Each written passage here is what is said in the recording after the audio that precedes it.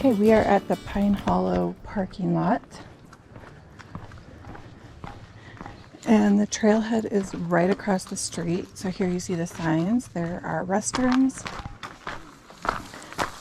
And we're just gonna take this little trail up to the road. And the trailhead is hard to see, but just know it's right across the street. So, right in there.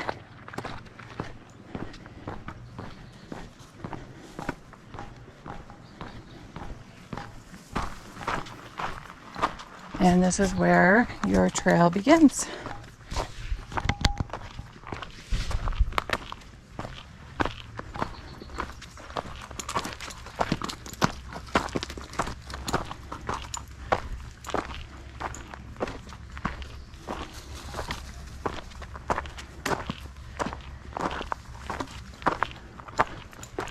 This is a favorite hike in the winter, well, up and spring, because the road closes just past this trailhead, so other trails are not accessible for the winter up until 1st of June. So there are other trails that are far more scenic, but this is a popular one because it is open year-round.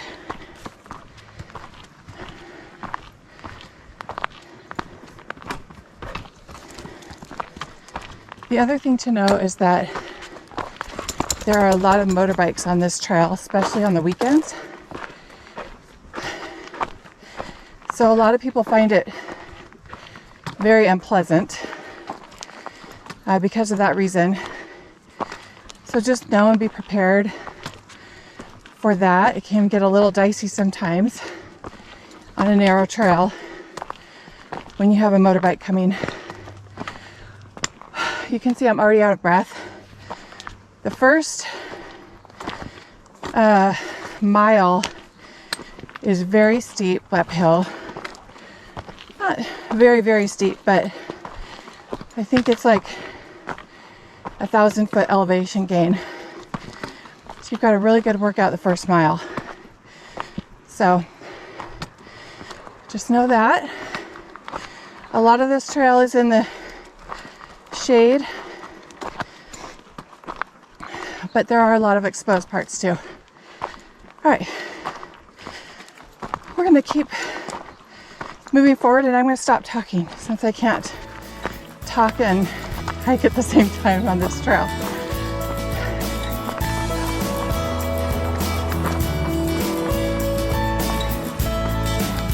This trailhead starts about a quarter of a mile past Mutual Dell, and right up here on the trail I can look across and see, I don't know if you can see, but I can see Mutual Dell down there.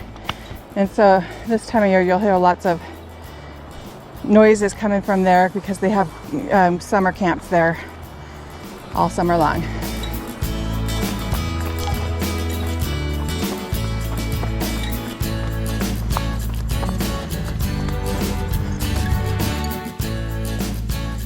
Okay, so we got out of the full sun, went into the pines for a while, back into the sun, and now we're back into the pines, and we have our first hint of water. There's a stream up ahead.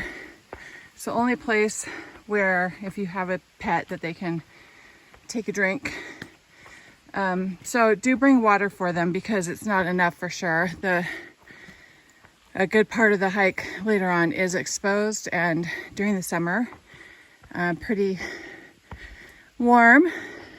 I have booties on my dog's front paws because they tend to be more sensitive than his back paws. And there's our water. However, today it won't get hot. It's actually raining a little bit today. And here he can take a drink. So we're gonna stop and rest so he can get a good long drink. and then we'll keep on going. I will add that it is mid-July right now, and the stream is very low. By August, September, it will be dried up. Earlier in the spring, it was full and tricky to cross. You have these logs here to cross, which helps, and then that narrow part over there. But this whole dry part right there is usually full in the spring, so it's just slowly drying up as the summer goes on.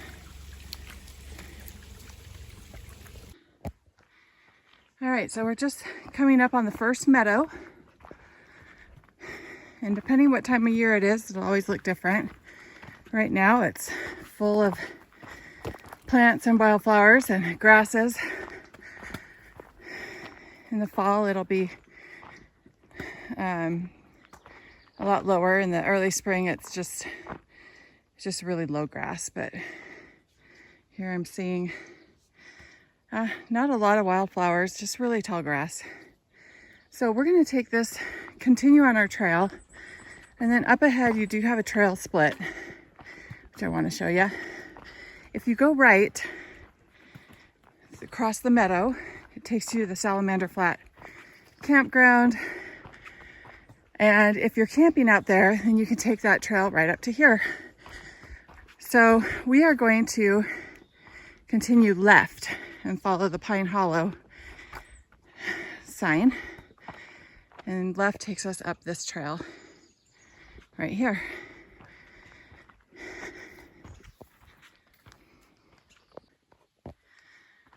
Okay, I just wanted to pop in and say I did just check on my app, and that first 1.2 miles, we did an 810-foot elevation gain.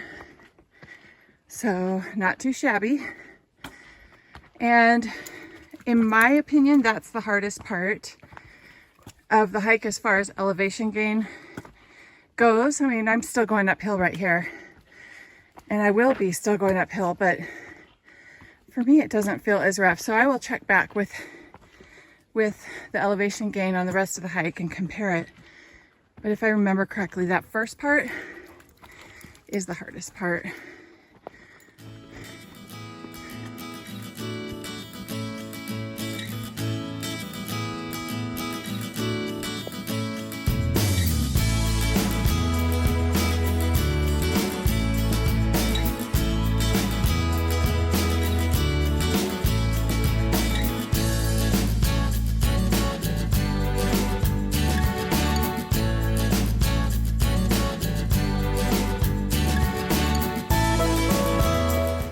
Water down there, so the dog can go get a quick drink.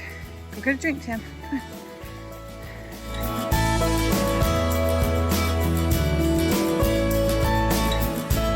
Good boy.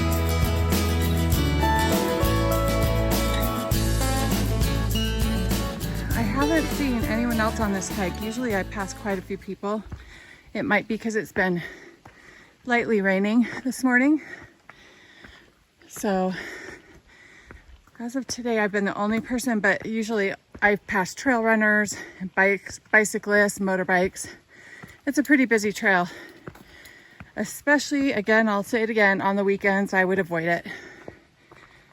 Try to get here on the weekdays. Okay, I lied. We still have more water, and I forgot about this. Again, this was a lot more full in the spring.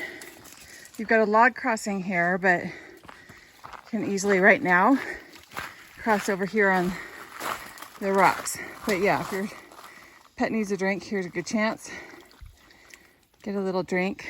It's a little stream that comes from this direction and then kind of meanders through the little pines down that way. So there were two other times coming up to this point where the dog could stop and get a little sip of water. And if I remember correctly, that's just not true in August, September. So definitely pack water. But that was nice. Nice chance for him to get some drinks on our way. All right, at this point we are coming into the aspen portion, and I just love when we get to the altitude where we're in the groves of aspens. It's so pretty. Still a lot of wildflowers. I don't know if you can see all those. Just really delicate white wildflowers, which look so pretty against the green.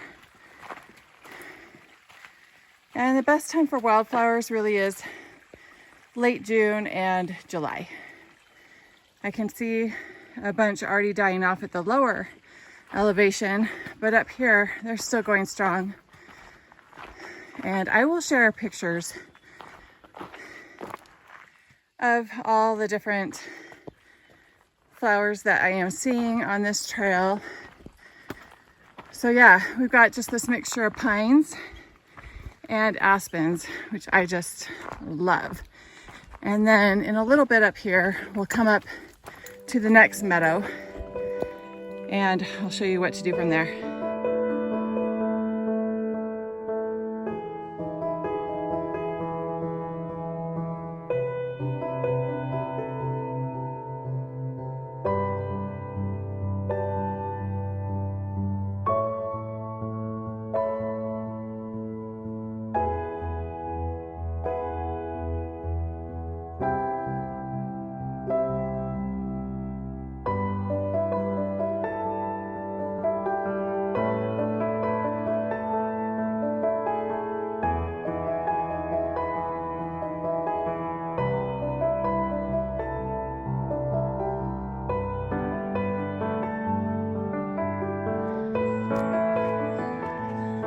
Second meadow is just up ahead. You can see it opening up through these aspens.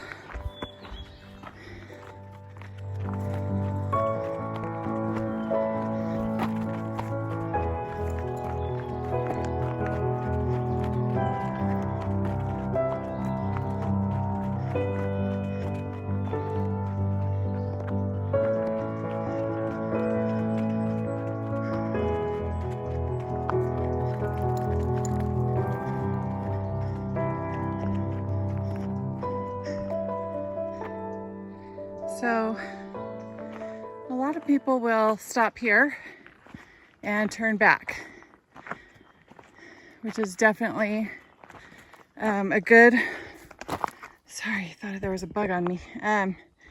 Definitely a good place to stop. A lot of trail runners will just come up to here, and people who don't want to just go longer. And this is a beautiful place if you want your dog to run loose and have fun. You could camp up here. Again, you'd have to bring your own water, but very pretty, and you can just hear all the birds.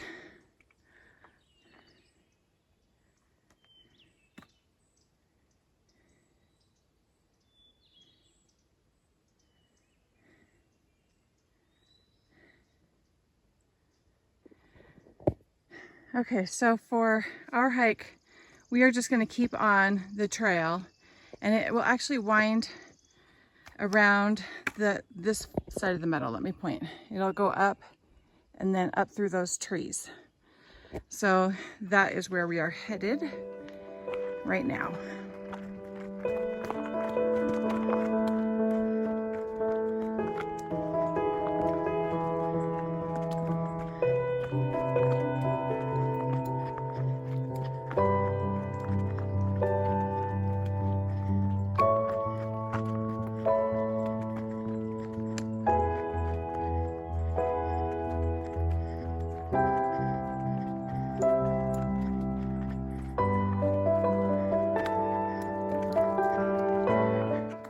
We will stop a moment and take another look at this beautiful meadow.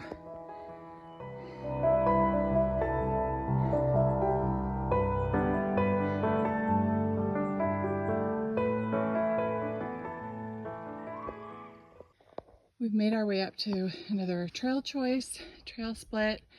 Ridge goes left and right, and then Pine Hollow is what we were just on.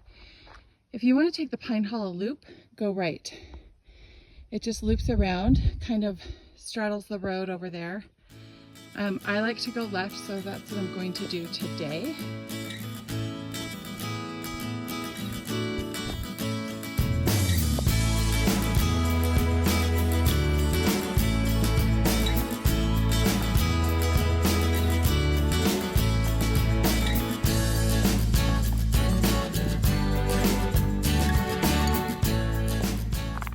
Okay, just a short way after that trail split, we open up to this area where, again, a lot of people will stop. You can come up to this little open field, take some pictures. Got all the beautiful aspens over here, and I did see a moose once over here, but it was at a distance. But again, we're just gonna keep on going because there are better things up ahead.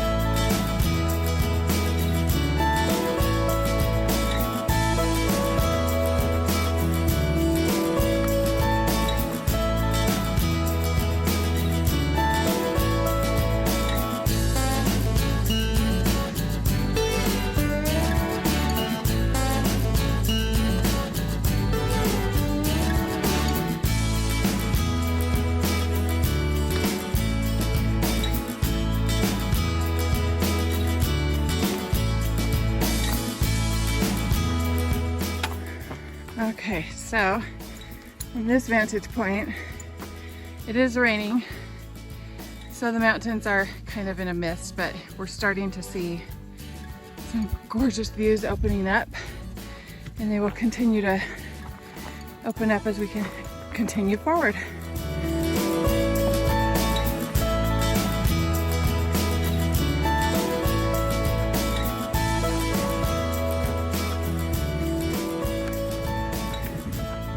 All right, this little piece up ahead is another great place to stop. When I hike with my siblings, they always want to stop here and turn back. So this is a great kind of destination. To my right, it's really overgrown right now, but you can see views all the way out to the Heber Valley. And then turning to the left, just the gorgeous mountain range. So yeah, if you wanted to have a good stopping point, this is at, I think, about 2 miles. Let me check. Okay, yeah, we've done 2.1 miles. So that would be 4.2 miles all total. Great hike. And again, it's raining right now, so we've got clouds kind of covering the mountains right now. It's like very misty, but on a clear day, it's spectacular, and it still is even right now. However, I am going to keep on going forward because like I said, there's better things ahead. Okay, so just 0.2 miles after that last clearing, you come up, let me get back on the trail. You come up to this little area. So I'll backtrack so you can see what it looks like as you're coming up. And you can see it's kind of cleared out. And what most people don't know is that there is a little like mini overlook. This is not the Pine Hollow Overlook. It's like a little mini one. And just come in here. There's several little paths to take. And follow it up to this little overlook. Now the Pine Hollow Overlook is about 1.5 miles further, and that makes it for a pretty good length hike. And if you just want to cut that short but you want to get the overlook experience, this is awesome. Again, it's hard to see, but these views are amazing. And here we are. Some little rocks, little campfire. And then tucked away up here, there was, it looks like it's gone. There was a little book to sign, a little log. Oh, here it is. All right, so you can sign this little log. I'll open it up and show it to you. All right, this rain is really coming down now. So inside here is a little log book. And you just take this lid off, pull it out, and just sign it. It's really cute. Let me see. I'll take it out.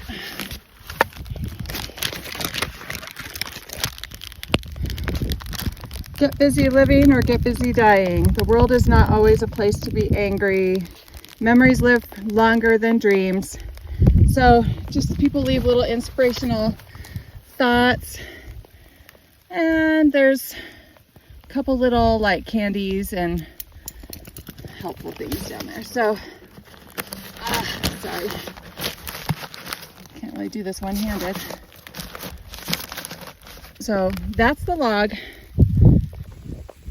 And here is kind of our 360 view. And yeah, it's amazing. It is really raining right now. I love it.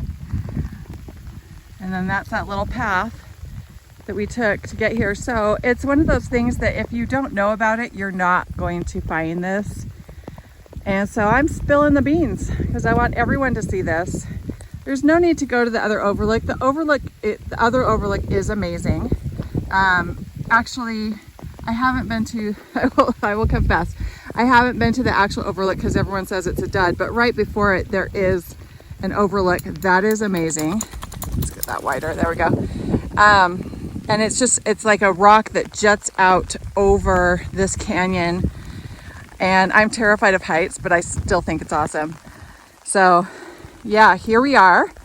And I will share a little, I'm going to head back after this. I'm not going to continue on because of this rain, but I will share a little bit of the trek back. Okay, just coming back down that trail that led up to that little mini overlook. And the views are just awesome. There's the Heber Valley over there. And then over here we get the mountains. And what I'm going to do is I'm going to throw in a couple pictures from that mini overlook from a previous hike so you can see what it looks like on a sunny day. Because yeah, really the rain just was, you guys, it doesn't rain like this in July normally. So that was unexpected, but it is actually clearing up just right here over there. Those mountains are completely covered in clouds. But we're clearing up over this portion a little bit. And I am loving the rain. I think this is awesome. I'm completely drenched. It's not a heavy, heavy rain, but it's a steady drizzle. Just past two young women on mountain bikes, and it was pretty impressive. They were coming up as hard as this uphill can be, is challenging. It's, I think, worse on bikes. And they came up to the overlook and then just sped down. And honestly, one of their brakes was really loud as she was pressing on the brakes. And that's why I heard them. Otherwise, I wouldn't even heard them behind me. So you just have to be very aware, again, of the mountain bikes and horses. I haven't seen horseback riders in all the times that I've done this trail, but I have seen the horse manure. So I know that they do use this trail also. And just know and be aware so you can step aside for them. The motorbikes you can hear from a mile away. So that's really easy. But yeah, look at that. That's just beautiful. Here we go. Starting to clear just a tiny bit. So yeah, I'll get back down to that other clearing and see if we can't see some views opening up there.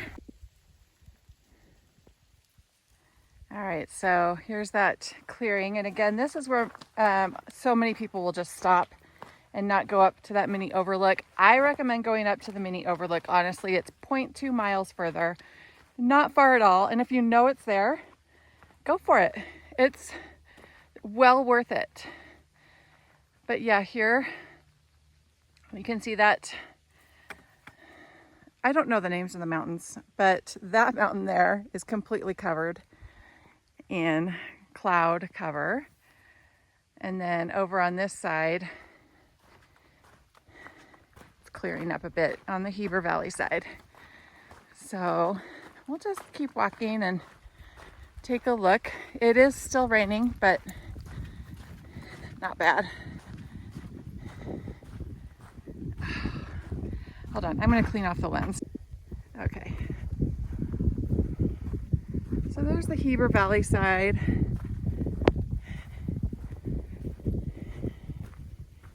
I don't even know if you can see very well, because honestly, when it's winter, I've gone snowshoeing up here, and the views are actually much clearer because there's no leaves on the trees. So you can see clear through. And I love the greenery, but yeah, in the winter, this is just amazing. Yeah, I take it back. This is the trail. I didn't snowshoe on this trail. I have done the spikes on this trail. There's a lot of sunny parts in this trail where the snow will melt and then freeze, and you really need spikes for it. And it's actually really fun. It's a lot of work, but super fun. All right, so here's a better view. Again, in the winter, you can see so much better out that way. So yeah, we are heading back down. So from here, you can get a glimpse of the meadow down there. That's the second meadow.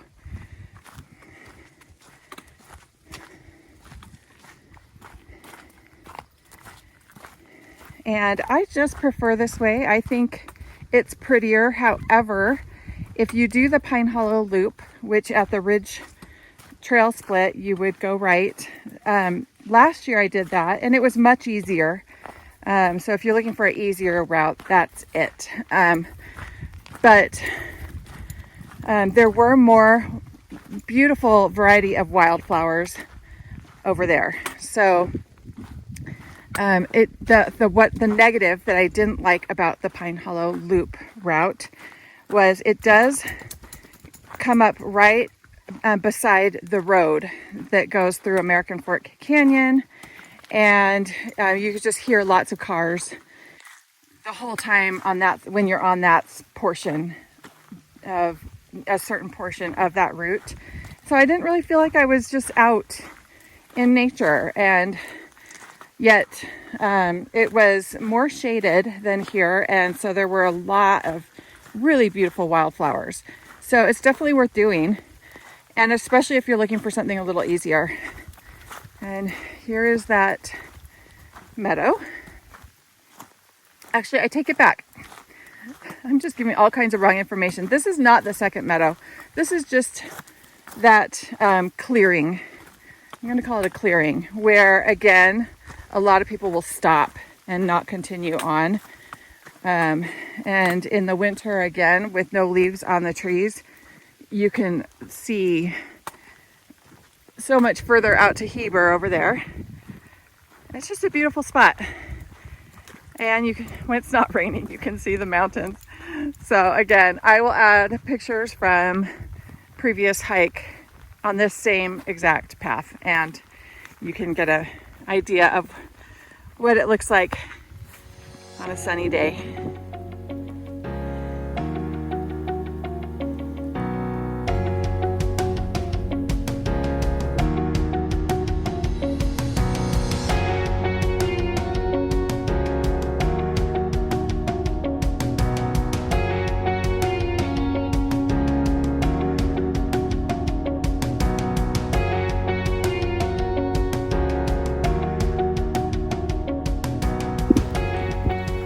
Coming back down to the trail split. I'm going to show you what it looks like from this direction. There's your sign marker, and the ridge is just pointing. You can go straight down there. That again takes you to the Pine Hollow loop. It'll just loop back around and connect you further down the trail to the main Pine Hollow trail. So we are going right back down on the Pine Hollow Trail. So kind of switchbacking down. And then we don't really have any trail splits. For the rest, we stay on this trail, except at the Salamander Flat at that meadow.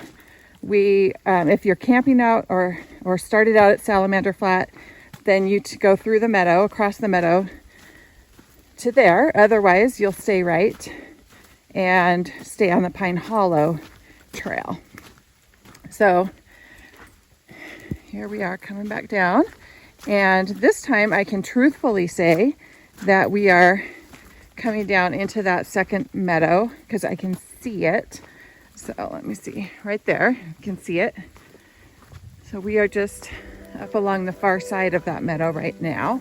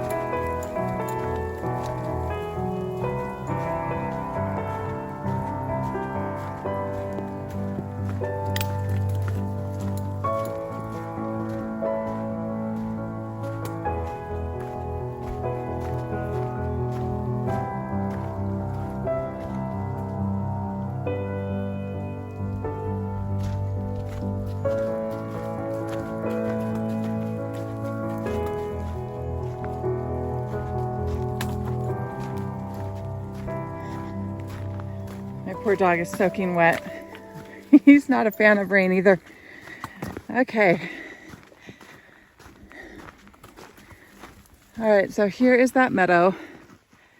And this will be a good place for me to stop. I've got a rock in one of my shoes that I can feel. So I'm going to stop and tackle that, change that, and then we'll keep on going. But look at these beautiful wildflowers up here at the top of the meadow.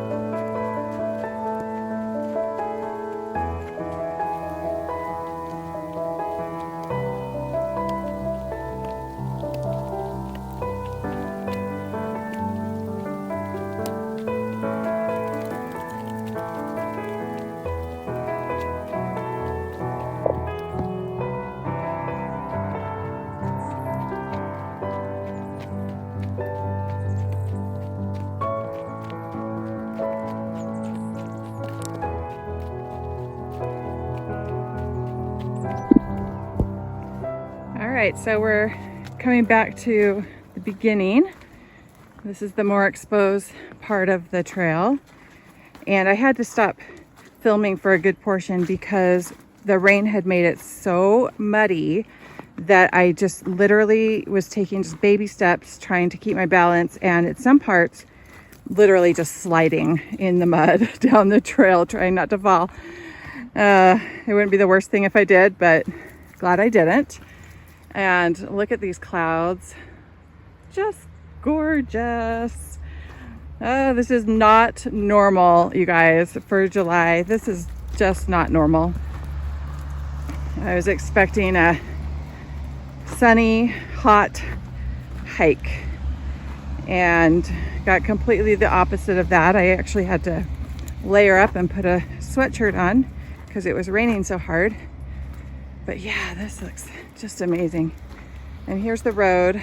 This is the loop that takes you through American Fork Canyon from the American Fork side to the Heber side. You can just go all the way through. It's a gorgeous drive to do in the fall. I call it the Alpine Loop. And it loops, actually, I believe it loops around to Aspen Grove. I could be wrong. I have never driven the whole loop, which I will have to do this year. So someone can correct me on that or tell me, share, but I'm pretty sure that it takes you out to Aspen Grove. So yeah, we are just finishing up. We've got, I don't know, I'm guessing about a quarter mile more down to the parking lot.